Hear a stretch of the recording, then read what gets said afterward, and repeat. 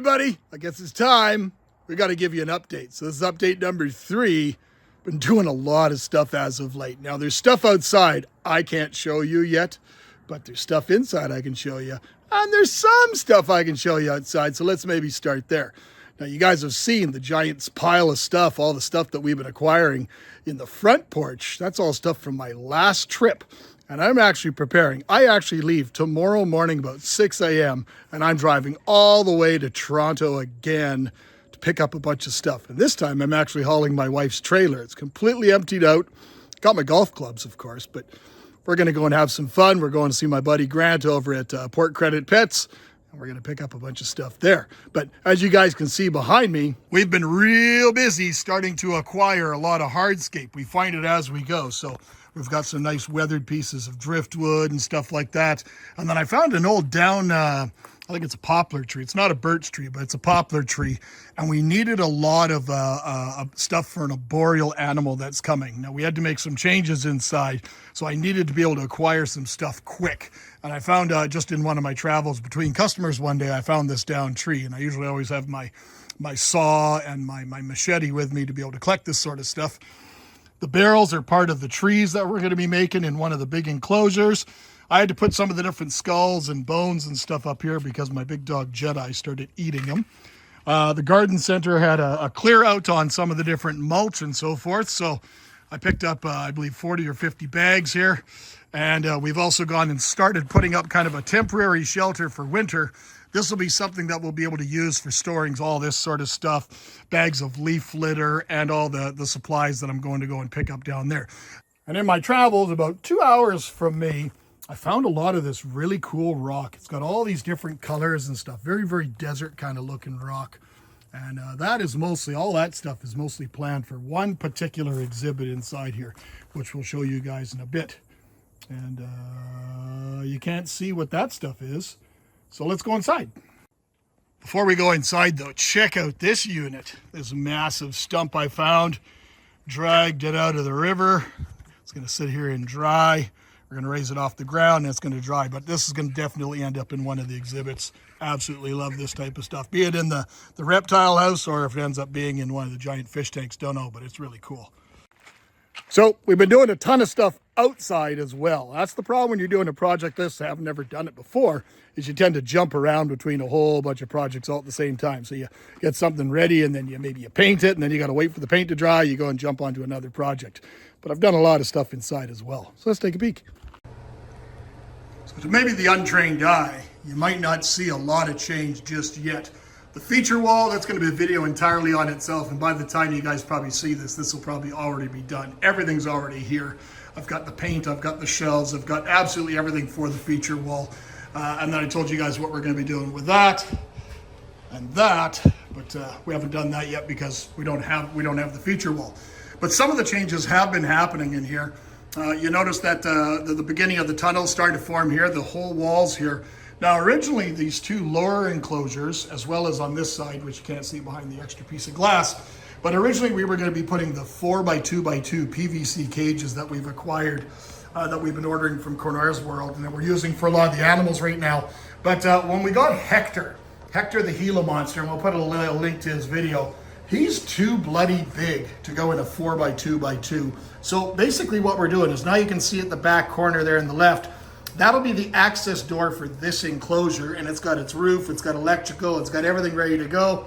And then we're doing the same on this one, ready for concrete.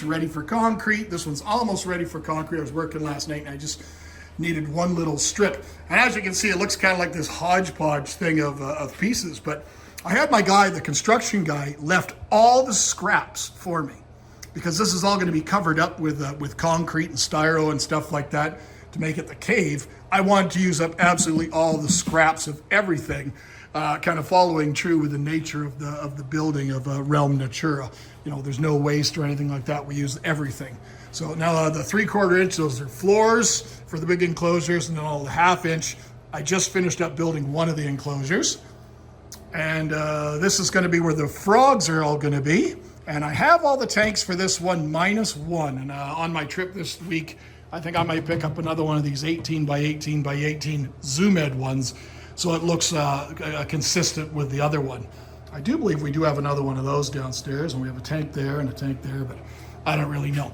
So on this cage here, this is where the changes have come in. So originally this cage was planned for a couple of animals. Now this cage is going to be planned for one specific animal. But it's going to take so much work to get that cage ready to go because it's so big and we want to do the carving and all that stuff. That's the secondary project. This cage below is for an animal. There's one animal that I'm going to be picking up in my travels here. And we put the nice big 2x10s there and we finished it all off. There's some nice beige, sandy colored paint. I've got my tarp down, ready to go. This is going to be a viewing window. And then we're going to have kind of a barn style door right here. So that's going to be for some animals. Now, the only other issue that we have to do in here, and it's going to be kind of hard to see, but let me see if I can fit the camera in here, is in this cage, that pond has to fit there and it has to nest down into it so it's level with the floor. So that means that the shelter for the animals below is going to have to be built to support that pond. So I'm going to have to get some 4x4s again, and the animals that are going to be going below get fair size, and they're really, really, really strong. They're like a moving rocker. So we have to make sure that it's done properly to hold that. But that's a kind of a secondary thing. All the electrical is running, all the air conditioner, all that stuff, all the mechanicals are running. Now you guys, I've also gone and blackened out absolutely everything over the 8-foot mark. That's actually a window that we're going to be putting some vinyl film on. But absolutely everything is blacked out above the 8-foot. All the plugs, everything. I installed an extra fan. But when I talk about using up stuff, I had a mountain of cutoffs. And this is literally all I have left is this little pile of scraps. But so that'll be the access cage for that other secondary lower one. And then this is going to be the first big cage. And this one is going to be done temporarily. I'm going to be going in epoxying the floor and the frame around the window. And then we're probably just going to go and paint it. But I've gone and foamed all the different seams and everything like that. And then the next step will be going and doing the electrical, which is the electrical I'm going to just punch through up top there and run it through on this wall and join it into this electrical right here, because this is all the stuff that's going to be here. Doesn't require any heat. It's all just some small little misters and so forth. So all lower power drawing items. And as you can see, it's all blacked out here as well. Oh, I didn't notice I did that. That'll have to get blacked out. That's when I was sealing the roof, I guess. And the studio lights are now mounted. The studio lights and everything behind them is all completely blacked out. You can barely make it out, but there's the ventilation system. It's all been blacked out. And there's a few little notches and things that I got some high expanding foam that I'll be using. It expands really, really big. Now this cage here, there is a cage that goes right here, and this cage here is actually for the animals we have downstairs. But I can't build this cage because this is the only opening I have to be able to access any of the sheet goods, like the flooring and the walls and everything. So I literally just closed that one up last night. And if you saw in there, there's one spot that it's, instead of it being plywood, I actually have just OSB, and that's the wall from upstairs, which we'll look at in a second. But that is just, again, that's just going to be a temporary cage for now. I've also gone and somewhat started organizing. This one's just a bit of chaos, bringing all the stuff in from the house because I desperately want to get stuff out of the house. But I've started putting in and sorting all the different materials into the different tubs. That's all stuff for the feature wall. You don't need to see that Jedi mind trick. But look at this. All the tubs of all my materials that I'm going to be using are all nice and cleanly labeled. We have one empty tub there still, but I know what's going in it. And then we've blacked out the stairs, and we got a carpet runner, and we did some carpet runner installs. Now before we go there, all our mechanicals. So we have the big, it's not a furnace, but it's basically a furnace without a heater element. Then we have a full climate control, humidity control system, which I can set it at whatever I want. And then this is the unit we were waiting on. This is my full HEPA filter system. It's a massive, massive filter unit, so I won't have any odors of any kind in here. And as I said, there's our deck above there that's going to hold our RO storage tank. We've got power drawn up there. All the electrical for everywhere is done. Some of my extra bags of leaves. Now, coming out from that stand about 2 feet, we're going to be building another platform that's going to go across to here that'll join up here. And that'll be just basically so we can access and store maybe some lighter goods. Like, as you'll see in a second when we go upstairs and look at some of the plant stuff, if we are going to be starting to sell plants or any of that sort of stuff, we got to start thinking about all the different types of containers and all that type of material that we're going to have on hand. So this section here is going to be for that metal rack that's going to contain all the isopods and so forth. I found this desk for $40 on Kijiji. I think that's like, if you're in the States, it'd be like your Craigslist, and it's going to work really, really well. And my lovely wife got us a couple of these incredible, super heavy duty mechanic kind of stools. Those were part of a birthday gift. And then, you can see we've already started up in here. All my electrical's good, everything's good. So I have service lights all over the place that's controlled by a light switch. But all the plugs, everything up here, all these plugs you see everywhere around here are all controlled by an industrial timer that is set. So I don't have to turn anything on or off up here. So we've just started bringing the tubs out. But basically that one's going to hold 3 big giant ones on the bottom, 3 on that shelf as well. And then, see it's kind of a hodgepodge mix of sizes, but these tall ones is what this rack is built for. So 3, 6, 9, 3, 3, and then 1, 2, 3, 4, 5, 6 more of those talls, which we have a lot of over there in the corner. And then this system here, this is 2 full 8-foot sections, so we have 16 feet here. I have more sheets of OSB to cut just for the flats, just for the kind of the tabletop, so the units slide out in and out nice and easily without any issue. I got to install all the LED lights, which I've got, and I've got about 4 or 5 more cases of them here, so I got way overkill of what I need. We installed a nice high velocity fan, so I had to extend my electrical there and put a plug over there, so that runs all day, and then it turns off when everything else turns off on the same thing.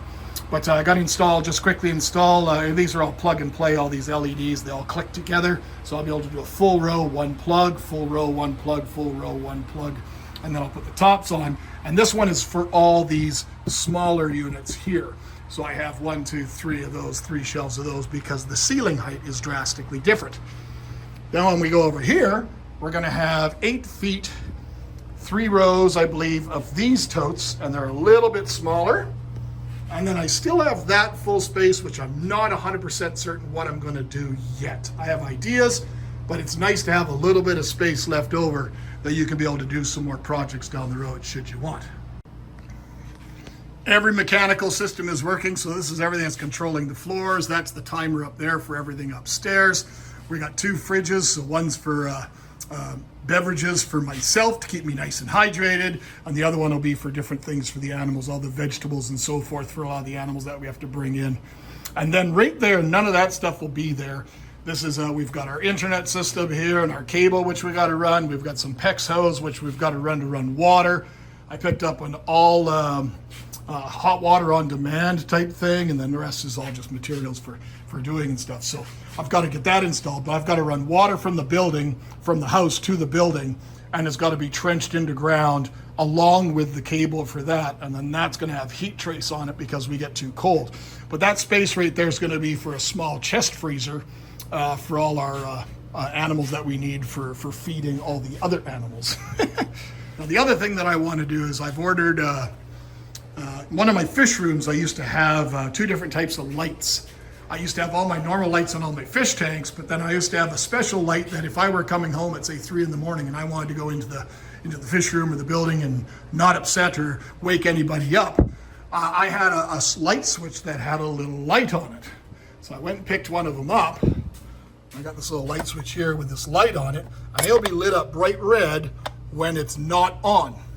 And what I'm going to do is I'm going to put a light switch before we go and put the ceiling on up on here. I'm going to put a light switch up here in the ceiling that I'll see that little light. So I'll be able to walk in the door, actively see maybe a little light, maybe right here, and then I can turn that switch on. And I've ordered one of those 16 or 20 foot rope lights of LEDs that are red, and it'll go from that door to the second last joist, and I'll just put it along the ceiling there. And it'll just give me enough light to be able to walk in here and see it, and then I'll just run the power back and I'll run it off of the other plug, the other unit here. So there you have it. There's the update for today. You guys got an idea. Like, I have been doing a ton of work. Now, as I said, I'm leaving first thing tomorrow morning, bright and early. It's about 9 o'clock here right now. The sun's already starting to go down, but it's about 9 o'clock at night here. I got to finish up some packing and stuff. I already took care of all the animals and everything like that. And then my daughter, my amazing daughter, Riley, she always takes care of the stuff. It just does a great job when I'm away.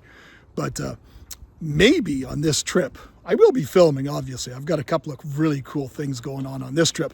But maybe I'll have a chance to maybe edit a video of my last time that I went and what happened.